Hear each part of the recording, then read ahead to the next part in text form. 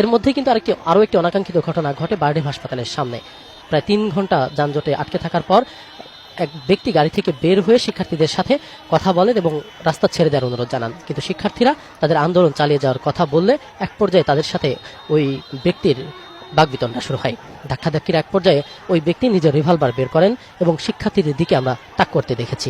দীর্ঘক্ষণ সে গুলি করার ছলে কিন্তু শিক্ষার্থীদের দিকে ওই তার রিভলভার তাক করে রাখেন এবং পরে তার স্ত্রী গাড়ি থেকে নেমে তাকে গাড়িতে ওঠানোর চেষ্টা করেন। এ সময় দেখেছি আমরা শিক্ষার্থীরা কিন্তু আবার জড়ো হয়ে ওই ব্যক্তিকে পিটুনি দেয়।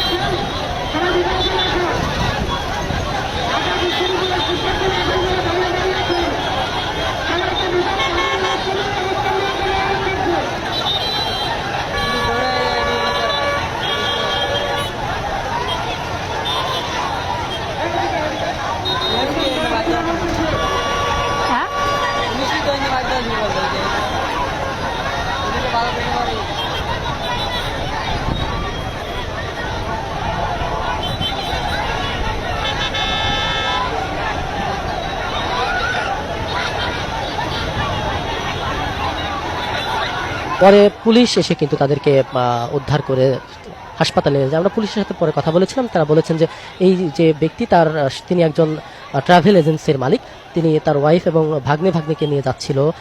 এক পর্যায়ে সে এই যানজটে আটকা পড়ে ক্ষিপ্ত হয়ে এই কাজটি করেছে। তার কাছে একটি রিভলভার ও একটি শর্ট গান পায় পুলিশ, যেটির দুইটিরই লাইসেন্স আছে বলে পুলিশ আমাদেরকে জানিয়েছে এবং তার যে প্রাইভেট কারটি সেটিও কিন্তু পুলিশ থানাতে নিয়ে গেছে এবং হেফাজতে রেখেছে। আমরা জেনেছি যে পুলিশ আমাদেরকে যেটি বলেছে যে তাকে জিজ্ঞাসাবাদ করা হবে এবং কেন এই ঘটনাটি অনাকাঙ্ক্ষিত ঘটনা ঘটালো সেটি কিন্তু তার কাছে জানা হবে এবং পুলিশ কিন্তু তাকে হেফাজতে রেখেছে।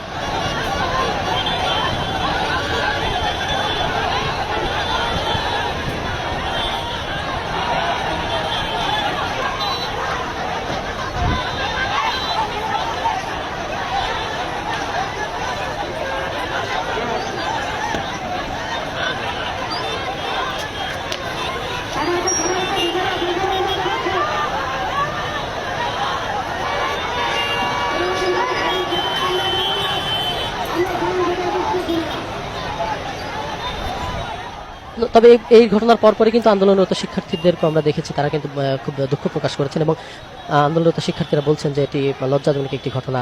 এই ঢাকা বিশ্ববিদ্যালয়ের শিক্ষার্থীদের দিকে রিভলভার তাক করার মতো সাহস তিনি কেন দেখালেন, এই বিষয়ে কিন্তু তারা সুষ্ঠু তদন্ত এবং বিচারেরও দাবি জানিয়েছেন।